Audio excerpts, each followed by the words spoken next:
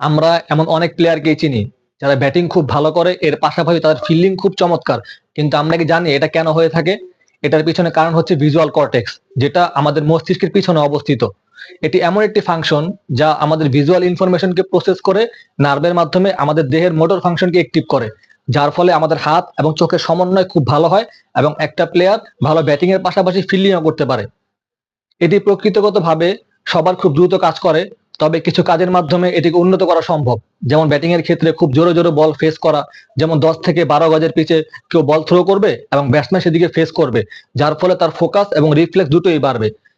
এরপর ফিল্ডিং এবং wicket keeping এর ক্ষেত্রে জোরে জোরে বল ধরা, অল্প দূরত্বের মধ্যে ক্যাচিং প্র্যাকটিস করা, এগুলো করলে ভিজুয়াল কর্টেক্স খুব দ্রুত উন্নত হয় এবং একটা প্লেয়ার ব্যাটিং এর পাশাপাশি ফিল্ডিং এও খুব ভালো পারফরমেন্স করে থাকে।